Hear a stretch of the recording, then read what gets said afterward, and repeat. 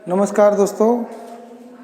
तो आज हम एक क्वेश्चन और करने जा रहे हैं। ये एग्ज़ाम में आता है, अधिकतर बच्चे तो कर पाते हैं। आप देखो आप कर पाते हो कि नहीं कर पाते हो। तो आज का हमारा एक क्वेश्चन है ये वाला वेक्टर के चैप्टर से। तो पहले आप इसको पढ़ लो और देख लो कि क्या आपको ये क्वेश्चन आता है।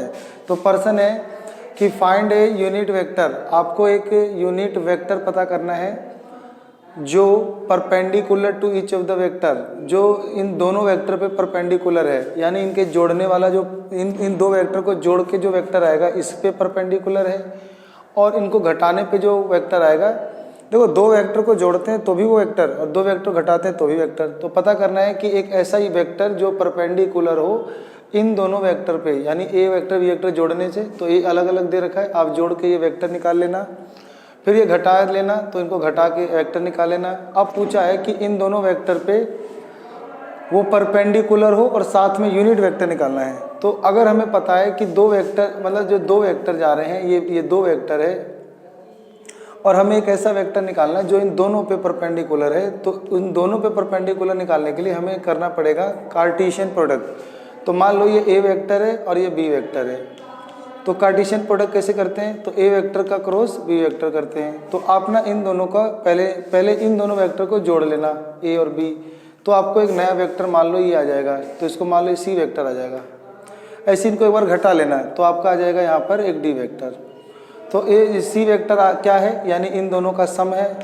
फिर बी वेक्टर क्या है? डी वेक्टर इन दोनों का माइनस है।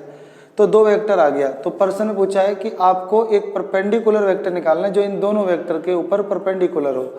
तो दोनों का क्रॉस प्रोडक्ट कर लेना, यानी C vector cross D vector, दोनों का क्रॉस प्रोडक्ट कर देना, तो आपको वो वेक्टर मिल जाएगा जो इन दोनों पे परपेंडिकुलर है। फिर आपसे पूछा है कि साथ साथ हमें यूनिट वेक्टर निकालना है। तो यूनिट वेक्टर के लिए क्या करोगे? आप ना ये जो वेक्टर का क्रॉस करोगे तो इससे आपको एक वेक्टर मिलेगा और उस वेक्टर को इन्हीं के मैग्नीट्यूड से डिवाइड दे देना। तो यही डिवाइड देने से आपका क्या बन जाएगा?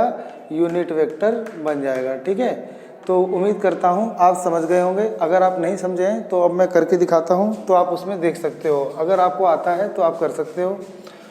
तो प्रश्न है कि find a unit vector perpendicular to each of the vector A vector plus B vector and A vector minus B vector where A vector is this and B vector is this. तो पहले आप क्या करोगे? A vector को plus B vector को जोड़ लोगे। तो पहले आप इन्हें जोड़ लो।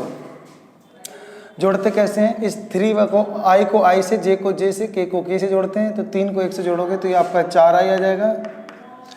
2 को 2 से जोड़ोगे तो ये 4j हो जाएगा, और 2 में से 2 गया तो ये आपका 0 के वेक्टर के कैप आ जाएगा। ठीक है, उसके बाद आप ए में से बी वेक्टर को माइनस कर दो, तो यानी ये 3 में से 1 गया तो ये 2i आ जाएगा।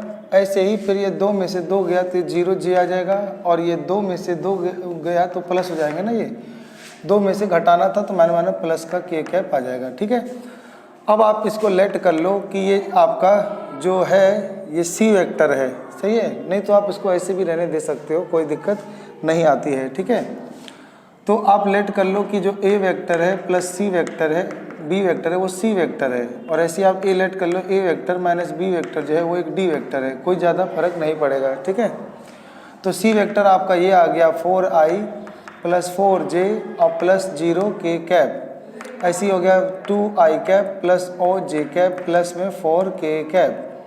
तो इतना अगर आपको समझ में आ गया तो काम यानी सही चल रहा है। तो अगर आपको इतना समझ में आ गया तो अब आगे देखते हैं। अब हमें बोला था कि फाइंड करो एक यूनिट वेक्टर जो परपेंडिकुलर हो ईच ऑफ द वेक्टर, यानी दोनों वेक्टर पे परपेंडिकुलर हो। तो हम दोनों का क्या ले लेंगे? पहले हम दोनों का क्रॉस प्रोडक्ट निकाल लेंगे। तो उसके लिए ज़रूरी है कि क्या ये जो हमने निकाला है क्या ये एकदम सही निकाला है। अगर आपने ये बिल्कुल सही निकाला है तभी आप आगे बढ़ें और करें। ठीक है, तो मेरे को लगता है कि हमने ये बिल्कुल सही निकाला है। उसके बाद अब क्या करेंगे? अब हम इनका क्रॉस प्रोडक्ट कैसे करते हैं? तो आपने सीखा होगा, डिटरमिनेंट का निशान लेते हैं, फिर आई जे और के लिखते हैं, और उसके बाद अब हम इनके स्केलर कंपोनेंट लिख देते हैं, जो कि 4 4 0 है और 2 0 4 है। तो इतना लिखने के बाद फिर हम इनका डिटरमिनेंट निकाल देते हैं। तो आई लिखकर ये रो ये कॉलम छोड़कर इनका डिटरमिनेंट, फिर आई के साथ जे कैप लिखकर ये रो ये कॉलम छोड़ के 4 0 2 4, फिर प्लस ये के कैप लिखकर ये रो ये कॉलम छोड़ देते हैं, 4 4 2 0 का डिटर्मिनेंट।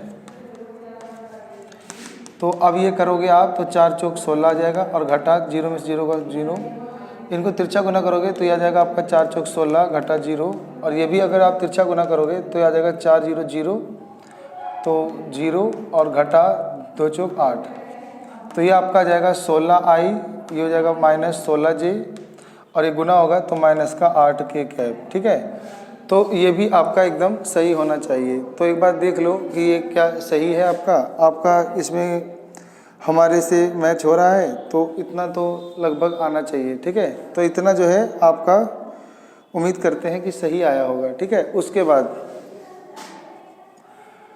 उसके बाद अब क्या करना होता है कि हमने अभी ये क्रॉस प्रोडक्ट निकाला, तो ये वो वेक्टर है, यानी इनको देखो दो वेक्टर को जब क्रॉस प्रोडक्ट करते हैं तो ये भी एक वेक्टर है, और ये वेक्टर जो है इन दोनों वेक्टर पे यानी सी और डी पे या इनके जोड़ और माइनस वाले वेक्टर पे परपेंडिकुलर है। लेकिन हमें तो बोला था यूनिट वेक्टर निकालना है, तो इसलिए अब क्या करेंगे, अब हम इसका मैग्नीट्यूड निकाल लेंगे। तो आपने पढ़ा होगा कि इनका मैग्नीट्यूड कैसे निकालते हैं। तो सी वेक्टर का क्रॉस प्रोडक्ट मैग्नीट्यूड निकालने के लिए अंडर रूट, ये जो 16 आया था तो यहाँ पे लिख देंगे 16 का स्क्वायर, फिर जमा ये माइनस का 16 है तो -16 का स्क्वायर, और फिर -8 का स्क्वायर। तो 16 का स्क्वायर कितना होता है 256, और ये भी 256, और 8 का स्क्वायर 8 8 64। अब इन्हें जोड़ लेते हैं, तो जोड़ने पे कितना आ रहा है, तो मैं जोड़ लेता हूँ 4 6 10 6 16 का 6, यहाँ से ले 1 25 25 50 और 51 और 6 57, ये आता है आपका 24।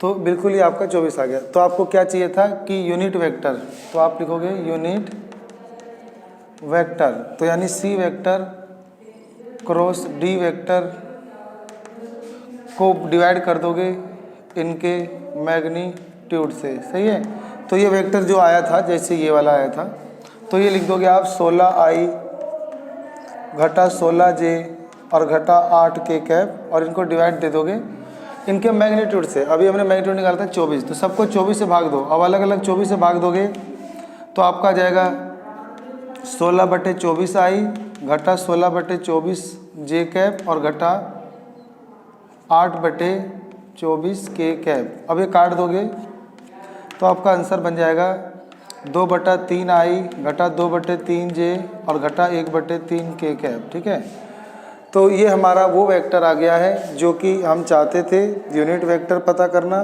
जो कि इन दोनों पे मतलब परपेंडिकुलर हो। तो मिलते हैं आपसे अगली वीडियो में। आप सबका अपना कीमती समय देने के लिए बहुत बहुत धन्यवाद।